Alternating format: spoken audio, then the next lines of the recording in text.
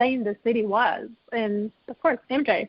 So, but, yeah, it's amazing. And I miss that type of basketball. I miss it. Me too. So. Me too. Hopefully we can get it back because you don't see, even just the plays that you don't see those plays. And yes, you just get to see some plays, but just what it was back then and just seeing for what it was, you don't get that now. No, the physicality has changed in the game of basketball. It's not the same anymore. And you know what? In some ways, I'm glad it has changed a little bit because sometimes mugging people had got a little ridiculous, but at the same time, you can't touch anybody. And I think that's so far now we're so far on the other side that I don't know if I necessarily like that either.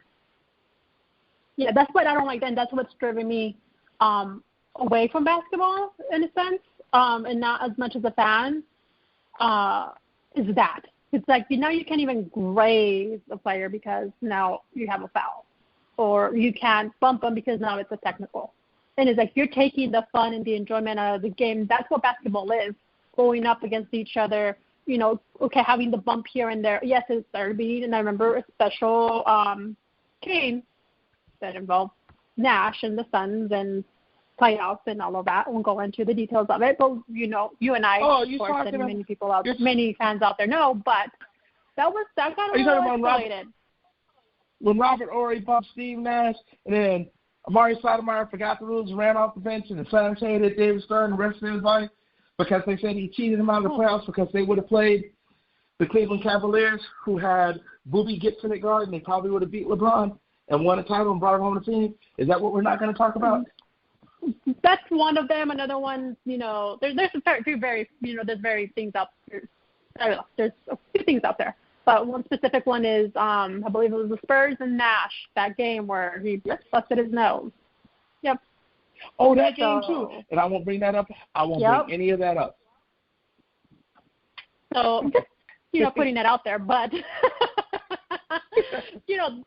and those, yes, okay, I get it. It got, a little bit too fierce. Yes, the game had to change, but now I think it's changed too much.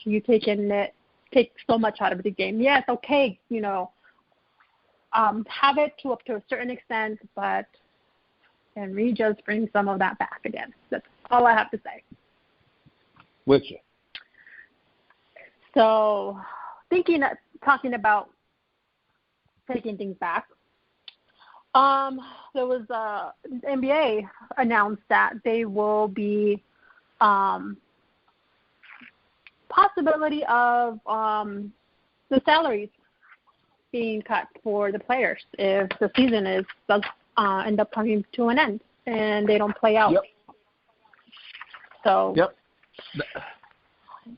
That was negotiated. Yeah. So the players, I don't think the players would be surprised by that at all. I said that was collectively negotiated that if there's no season, they will have to either give back money or miss pay.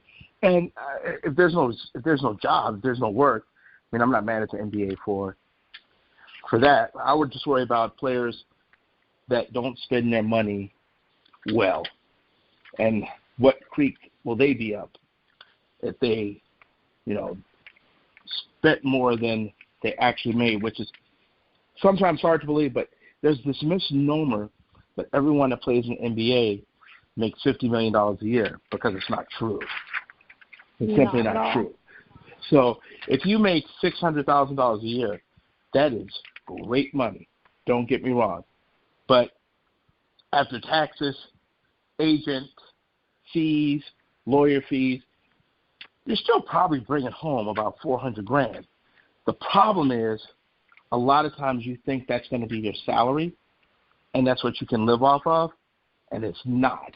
Because a friend of mine that plays in the NFL told me a long time ago when he was making, I think it was like $300 a year, he said, I'm going to live like I make 50. So that way if something ends, I'm not in any trouble. He used the signing bonus to buy a car outright, so that way he wouldn't have a car payment if he didn't make it. And then he did end up making it, ended up getting a decent salary with a decent bonus, and he used his signing bonus to buy a Mercedes. He bought himself a house, and then he didn't live like he made $4 million a year. He lived like he made $50,000 a year. So he still has money to this day. Made good investments, did some good things, but that's what you have to do. You know, there's very few players in any sport. I mean, I think it's over 60% of NFL players end up broke within 5 years of playing football. There are very few players that end up, you know, if you look and see, this is why I think Jordan is such a success too, and I'll use him as an example. When they won those titles in 91, 92, and 93, he only made about $3 million a year. And when I say only, I mean in retrospect. But he's worth now over $2 billion. So those playing contracts, those weren't his money makers. That isn't what he banked on. Because if that was the case, if that's all he worried about, that wouldn't be his status. LeBron James worth, you know, about $400 or $500 million. He doesn't make that an NBA salary. It's his other stuff. Kobe Bryant at the time of his death was worth almost $700 million. It's not even endorsements. It's just setting yourself up business-wise so you have all these other ventures. And I'll say this to you, and then we could stick with this or move on. But right now we're in a pandemic, and there are people that work every day of their life, bust their butts, and they're truly worried about where their next dollar is going to come from if this lasts 2, 3, 4 more months. Some people, they're worried if it lasts next week. Those people are going to struggle. There are rich people that play in the NBA, the NFL, that run a business that does well. Let's just say you own a successful string of tattoo parlors. You own 9 or 10 tattoo parlors, and say you make, $400,000 a year, where there's no one getting tattoos. So your income just stopped. So after a while, you're going to start to worry. But isn't it funny how Bill Gates isn't worrying? The business side of Donald Trump with his stuff, and he's a developer, and he's not worried.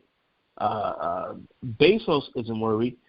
The guy that owns Walmart, they're not worried, because you get to a point where you're not rich, you're wealthy. And wealthy people pay rich people to do work, not the other way around. So I find it commendable when people can get to a status that they're wealthy, where anything could go wrong, they're not worried. They're not worried about anything because they know they still have their money. So that's when you start looking at what's going on in these guys that are getting paid good money. And if there's no season, they're going to lose money. That's why I want these young guys to put that money up. You don't need, $12,000, $50,000 watches. You don't need it. So, I totally agree. And it's like you make your money work for you. You don't work for your money. Exactly. Yep. And it's a lot of players, and I've seen it. And we see it. You'll have those, some of those players that will go and, like you're saying, go ahead and spend it, have fun with it, do whatever they want to do with it. Of course, it's their money. But then you will also see those that you just see them. They can just be a random cat in the street, and you wouldn't even notice that that's them. And I've come across it, and they're intelligent with their money. They, make their money work for them. That's what a lot, some of these players do. Jordan did, and and that's where it all comes to. Yes, and it's 25% that they'll be withholding if with the player salaries if the season does turn out to be canceled. 25% thinking of what essentially they get paid. It's a good amount, a good chunk of money, but it's not 25% is not a lot. Yeah, well, like I said, it's going to be crazy. We will see. But personally, and I'll say it, and if I'm wrong, remember this show that I was wrong. I don't think basketball's coming back this season. Neither do I. I really don't. I think it's done. If NCAA and basketball's not coming back, or March Madness, all of that didn't happen, and we know that's done for. We have very little hope for NBA. Yep. So, and going and talking about hope, we're making some good, transitions here. Thank you for helping me out with that. Making it easy. So we have a lot of hopefuls out there tomorrow as the the NFL draft. So yeah, it's going to be a little different take on it this year. It's going to be done virtually. We know there's been some hiccups and struggles as, the tests have been done throughout the week. And it is now down to the countdown. In less than 24 hours, we'll know who the first picks are. So, what do we have to look forward to? Who's going to go? Who's going to stay? What are your predictions on this? You know more about this than you're more into in this than I am. So, Cardinals. You are giving me way too much credit, and I will be honest with you. I did a little bit of research and a little bit of studying, and I deferred to an old friend, Paige DeMarcus, who says on her show that the Cardinals, no matter who's there, should draft offensive line. I'm hearing they may draft a wide receiver. I'm also hearing they may trade down when it comes to the Cardinals. I know that we know who one is. We know who's two is. We know Burrow's one. We know the defensive end, the kid from Chase Young from Ohio State is going to go number 2 to Washington. But the thing with the NFL that makes it so hard compared to basketball, the basketball draft, one, there's only 2 rounds of the basketball draft. That's it. And I have a little bit more insight, but generally this year I won't. Just when it comes to the Suns, because I know who they're working out, so it gives you an idea of who they might take. That's not necessarily saying they're going to take all these people, but it gives you some insight on who they might take. And then listening to James Jones and Monty, the head coach, Monty Williams, it gives you some idea, like a direction they may go in. With football, everyone is a liar. Everybody. They all lie. They'll lie to their mama. They mislead, throw you, try to make you think they're going in one direction and they're not. And in basketball, you got to remember, if you have no point guard, it's obvious that you're probably going to draft a point guard or try to trade for one. In football, you can have a lot of needs. The Cardinals need a tight end. The Cardinals need an offensive line. The Cardinals need an opposite cornerback. The Cardinals could use a safety. The Cardinals could use help at the running back position. The Cardinals could use help at the linebacker. They have so many needs that it's hard to pinpoint. But in terms of the draft itself, I think it'll be interesting. I'm waiting to see if there's a glitch, and if someone's draft sneaks out and you know they're going to draft before they draft because maybe they hit sin too soon and they got out to everybody. So I'm looking forward to that, but I'm really looking forward to seeing how this goes. And what I think is really sad is because of the pandemic that is going on with COVID-19, because it's virtual and because it's online, this would have been the year to do round 1, 2, 3, and 4 in one day. Because watching them draft on a computer virtually, I would rather watch paint dry, to be perfectly honest with you. There's no excitement. There is no one, and the camera can't go on kid's face. You can't scan the audience. You can't hear Roger Goodell getting booed. You can't hear none of this. So drafting online, that's like, you know what? I'm going to televise my fantasy football draft next year. Nobody give a good goddamn. Nobody cares. That's boring. So I think once you get past the first couple picks, for a lot of the fans, you're just at that point, you're just waiting for your team. And you're going to watch and see what your team does.